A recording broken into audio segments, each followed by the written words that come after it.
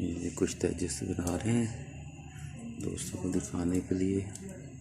मुख्तसर सी 50 ग्राम।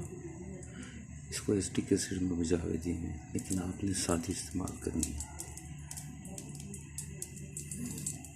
ये पिघलेगी तो इसके ऊपर ये नशादर है, इसकी चुटकियाँ मारनी है। और फिर ये सुरखाई है, इसकी चुटकियाँ मारनी है। और ये आपका डंडा है, इसके बीच में फेरना है।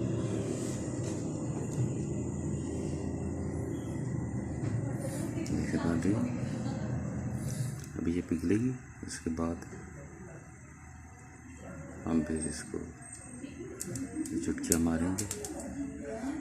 निशात थोड़ी थोड़ी सी चुटकियाँ मारनी है ताकि तेल ना हो जाए।